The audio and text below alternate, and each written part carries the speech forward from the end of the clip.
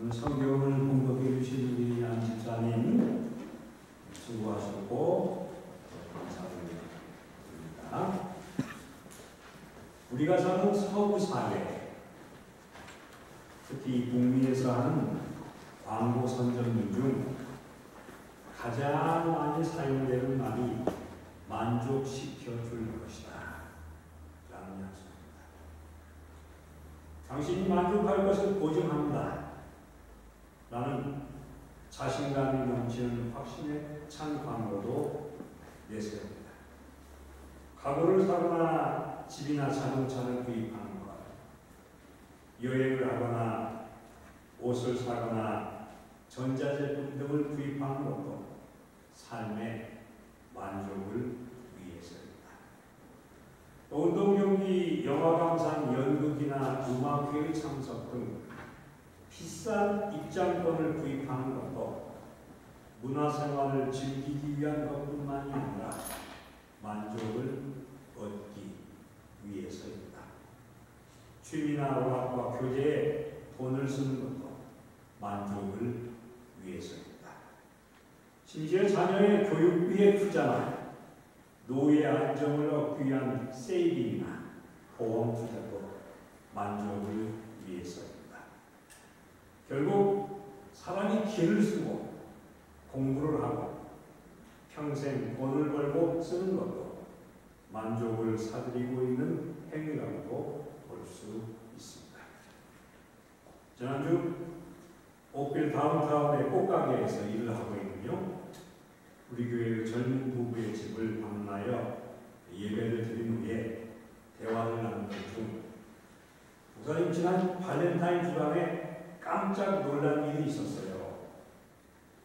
어느 캐네디언의 남편이 가게에 와서 자기 와이프를 위해 3,000불을 맡기면서 언제라도 우리 집사람이 필요한 때에 와서 예치한 것만큼의 꽃을 가져가게 해달라고 하는 말과 함께 체크를 놓고 가더라고 하는 말을 하면서 그들을 씀씀이에 새삼 놀랐다고 하는 말과, 그런데도 자주 꽃가게를 오는 그 부인의 표정이나 모습은 늘상 행복해 보이지 않더라고 하는 이야기였습니다.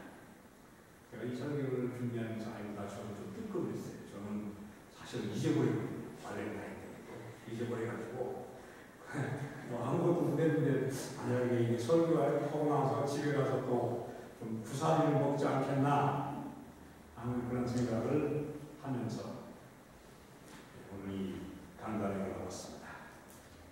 영국의 문호 셰익스피어가 쓴 작품 헨리 6세에 이런 독백이 나옵니다. 나의 왕관은 머리에 있지 않고 나의 가슴 속에 있도다. 왕관의 장식품은 다이아몬드가 아니라 보이지 않는 보석이니 나의 왕관은 만족이라 불리우는가. 도대체 몇 명의 임금이 이 왕관을 써보았을까? 사람들은 만족이라고 불리는 이 왕관을 찾아 평생 헤맵니다. 땀 흘리고 눈물을 흘리고 에너지를 쏟고 시간을 바치며 때로는 웃고 때로는 울면서 하얀 머리카락과 깊게 베인 주름살과 함께 무덤의 문턱에 이를 때까지 구하고 찾는 것은 만족이라 불리우는 왕관입니다. 오늘 안집사님께서 공독해 주신 두 개의 본문 중 두 번째의 내용은 바울이 선교 여행 중에 만난 아주 기이하고 황당한 사건을 접하면서 다음과 같은 요지의 설교를 한 일이 있습니다. 하나님께서 선한 일을 하사 음식과 기쁨으로 당신들의 마음을 만족하게 해 주셨습니다. 사도행전 14장 17절에 있는 말씀인데요. 이 설교를 하게 된 동기는 바울과 바나바가 누스드라라고 하는 곳에서 전도할 때였습니다.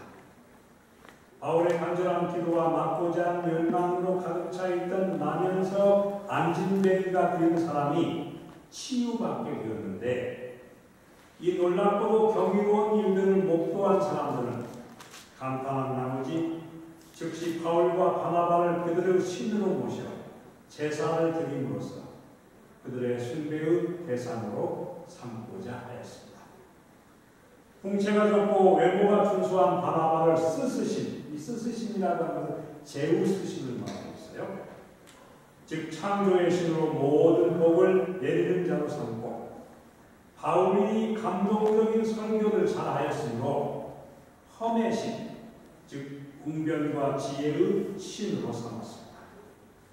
바울과 바나바는 시끌벅적 요란하게 제사 준비를 하는 그들에게 달려가 옷을 찢으며, 전통적으로 유대인들에게 있어서 옷을 찢는 행위는 하나님을 모독하는 자에게 대한 표시이며 또 아주 단호한 항의나 반대를 나타낼 때 쓰는 행동이었습니다. 옷을 찢으며 간곡하게 어리석음의 극치를 이루는 그들에 대한 안타까운 마음으로 설교를 하였던 것입니다. 예수 그리스도가 보여주신 하나님이 우주 만물을 만드신 참 하나님이신데, 이 하나님만이 인간에게 참다운 만족을 줄 수 있다라고 하는 내용의 메시지였습니다. 누스드라 사람들은 인간을 우상화함으로써 만족을 찾으려 했고, 안진뱅이가 일어나는 것 같은 기적적인 행운을 바라면서 만족을 구했습니다. 그러나 참다운 만족이 이런 데에 있는 것이 아니라 그것은 오직 하나님만이 줄 수 있는 것이기 때문에 하나님을 믿는 믿음 안에서만 그 의미, 행복, 기쁨, 보람, 만족을 찾을 수 있음을 설교하는 것입니다. 그들을 잘못 오류 그리고 깨닫지 못한 점은 무엇이었을까?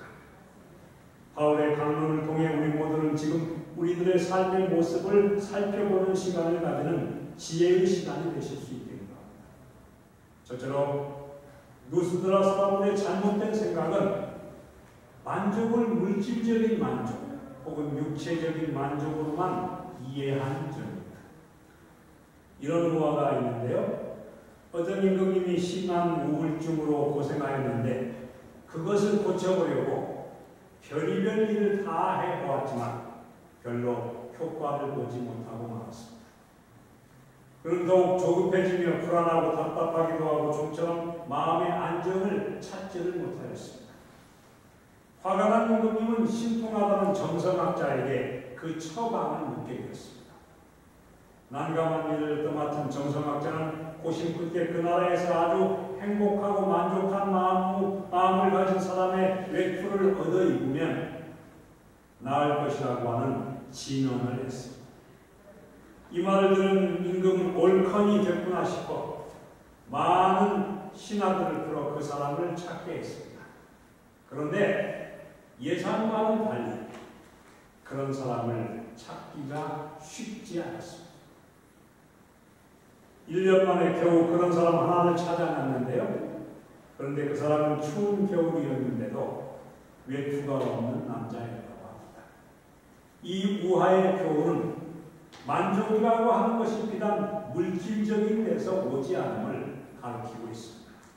물론 우리가 사는 이 땅은 손에 쥐고 있는 것이 없으면 당장이 큰 일이 날 수밖에 없는 좀처럼 여유도 없고 늘 스스로 생존해야 한다는 위기의식의 중압감이 강하게 자리 잡습니다. 그래서 점점 마음의 폭이 좁아지고 상대방을 신뢰하고 인정하기보다는 의심하고 경계하며 사는 불안과 불신의 마음이 팽배해 있는 것도 현실입니다. 그러나 그게 우리의 삶의 정황일지라도 그것을 어쩔 수 없는 현실로 여기기보다는 주님을 믿고 따르는 신앙의 지혜로 극복해 갈 수 있어야겠습니다.